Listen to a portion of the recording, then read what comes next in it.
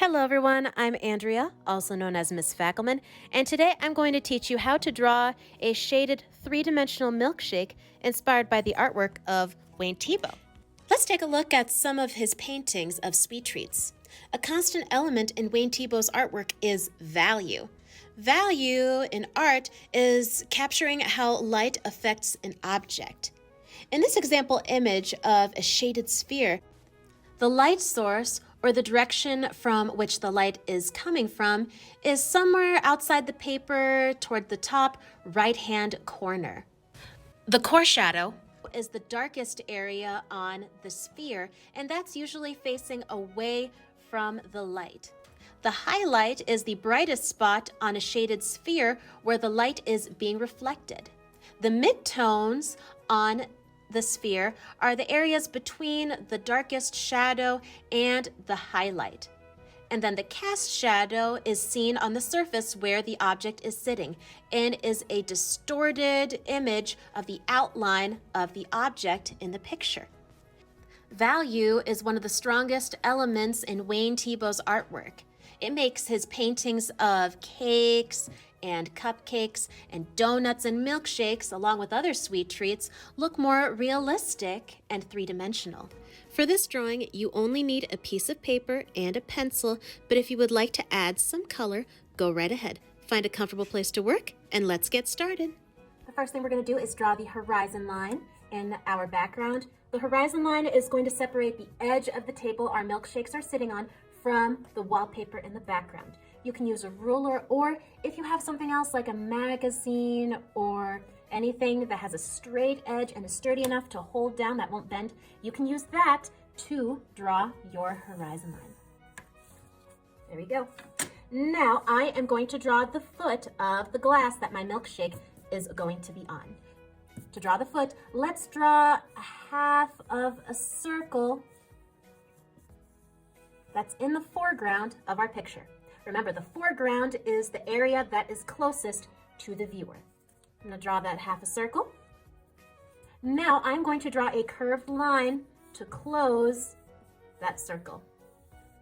So it should kind of look like a cup that's upside down on that table. Now I am going to draw a curved line that looks a lot like a soft smile. It's going to wrap around the bottom and then disappear behind that foot of the milkshake.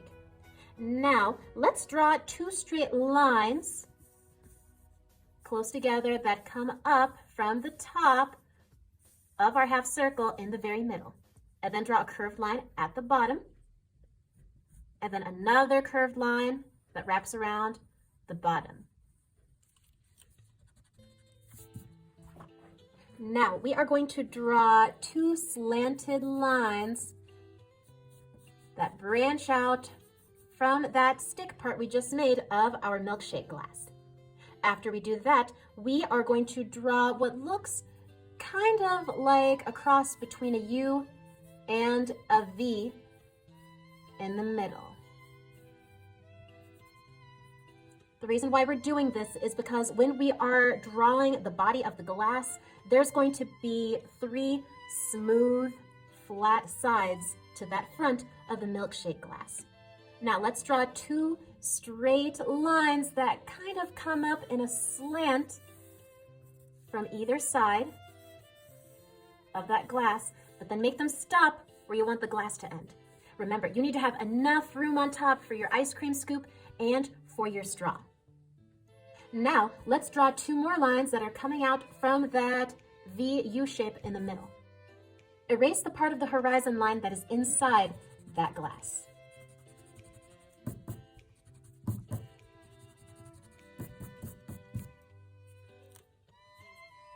Now let's draw a rainbow line that jumps from the top of each of these lines to the next. Then draw another bridge line that jumps from one line to the next, and so on. Let's draw three more bridge lines that leap from the end of each line to the other to make a fancier looking glass. There we go. Now it's time to make the ice cream scoop. You don't have to make the ice cream scoop gigantic that it goes off of the paper. You shouldn't. You should not make an ice cream scoop that goes off of the paper because we need enough room so we can put our cherry and make that straw. The first thing we're gonna do is the edge of the ice cream scoop, and we're gonna draw a wavy line for it that kind of goes over the top of the glass and then comes back inside it. Let's draw another half circle, but it should not be as wide as this wavy line that I made. It should be just inside each end of the wavy line. Make the ice cream scoop as large as you want it to be. There we go, but leave enough room for your cherry on top. I just remembered that I don't want the wavy line to look so much like a wavy line. I want there to be little bridge lines that make the sides of my ice cream scoop. Now it looks a little more like an ice cream scoop that you would see in pictures. You don't have to, but if you want to make it look like there's a little bit of chocolate sauce dripping down the top of your ice cream scoop, you're more than welcome to. Now, let's draw a circle that is coming out from behind the ice cream scoop. So that way it looks like it's really pressed into the top of our ice cream.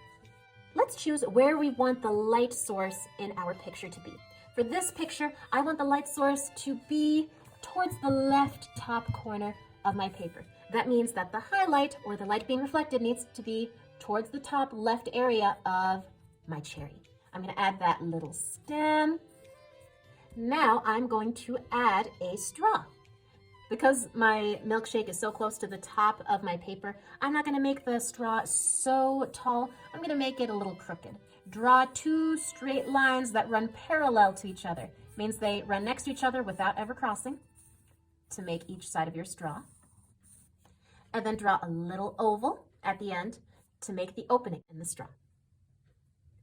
If you want to make your straw a little funkier, you can draw those stripes. Now, let's start shading our milkshake. Remember, since the highlight's over here, the light source is in this area, which means all the shadows should be in the opposite direction. If the light source is towards the top left, all the core shadows should be on the bottom right. Let's create that cast shadow. The cast shadow needs to have a similar shape to the glass. So what I'm going to do is make two straight lines close together that run parallel without ever crossing. This is going to imitate the shape of the stick part of our milkshake glass. Then we want to get that slanted bottom that sprouts out of that stick part of the milkshake glass, and I'm going to make them open. So it kind of looks like there's a sideways Y that's coming out from under the foot of the milkshake glass.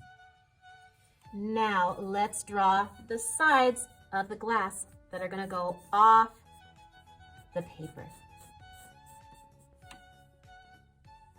Keep in mind, you are going to color this entire cast shadow black. I'm not going to color just yet, but I'll mark an X because I need to color that entire thing in.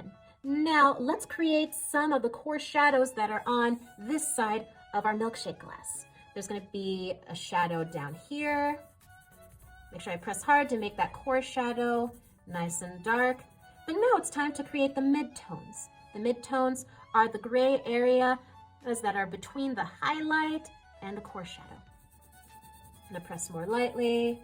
As I move closer to the left side, press a little more lightly, then stop. And if you want to blend a little bit more so it looks natural, you can rub it with your fingers, but make sure you erase anything that goes outside of your object. I'm also going to add those core shadows down here towards the bottom. Once again, the closer I get towards the middle, I'm going to press more lightly, and stop before I get to the white area. You can rub it. I might press a little more down here. Since this very bottom of the foot is going to be facing away from the light, I decided I should make a core shadow down here also. Now I want to create my core shadow on this area. Pressing darker and more lightly, and then stopping when I get to the middle. Now, let's also do the shading on the glass. It's going to be a little different here than down there. Instead of blending it, we're going to decide that this entire area absolutely opposite. We're going to make this third of the glass that's facing away from the light, it's gonna be super duper dark. So I'm going to really color in that area, make it a dark, dark, dark shade. If you don't want to be blending your shadows with your fingertips, you can also use a dry paper towel or a napkin or a tissue to blend that. That'll keep your fingers cleaner. We are going to add the shadow right here. Since this is the darkest side of the glass and this one is facing the light, we're going to keep this area white, but this one should be a mid-tone shade. If this is the darkest and this is the whitest part, let's make this a gray, a soft gray that's somewhere in the middle. Don't press so hard when you are coloring this area. Now, let's add the shading onto the ice cream scoop. For the ice cream scoop, we should color the core shadow on this side, opposite the light source. Make sure you press nice and hard to make that dark core shadow, but as you start to move towards the middle, press more lightly and more lightly so we graduate to a softer gray. But then once we get to the middle, stop and rub that to make it look a little more natural. Don't forget to also add the shading underneath, down here. Do not forget to shade your cherry, pressing hardest on the side that's opposite the light source, but then very softly blending, then stopping before you get to the middle. There we are. Whoop, now I need to color in the cast shadow down here.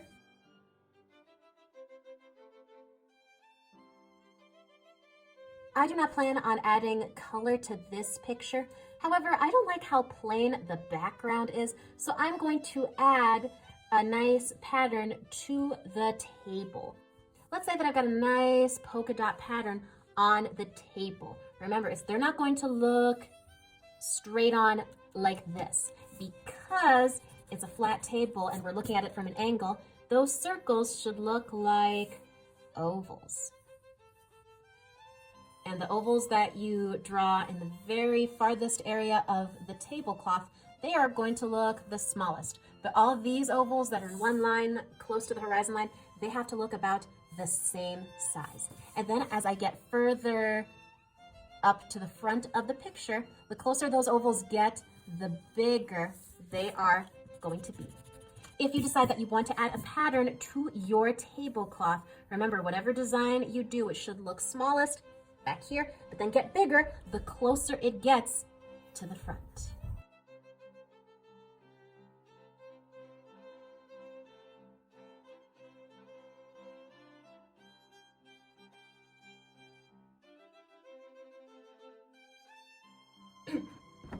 All right, I have a nice cool tablecloth and the milkshake is shaded and it looks good. Oop, but I might shade the inside of that straw right here.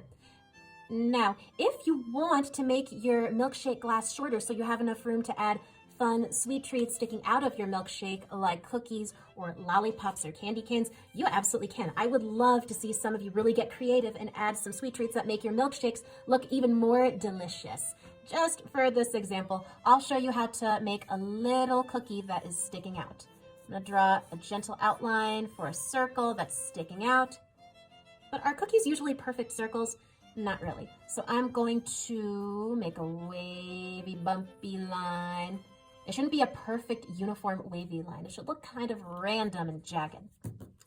Now, I am going to add some chocolate chips. They look kind of like bumpy circles inside that cookie. Now I'm going to color in those chocolate chips. If you want to add some dots and bumpy lines to give your cookie a little more texture, you absolutely can. Whoop. And since we are shading everything in our milkshake, it would only make sense if we also shaded our cookie. I'm going to press hardest over here, then slowly work my way toward the middle, pressing more lightly, then stopping right in the middle. There we go. Whoop. And I'll show you a simple lollipop. Just like with my straw, I'm going to draw two straight lines that run parallel to each other, but I'm going to make them shorter. And I'm going to draw a little circle on the end of it. You can make it a really big lollipop if you want, but it's up to you. Then you can leave it a simple color or just plain, But since I'm not really adding color to my picture, I'm going to make a spiral that goes round and round and round.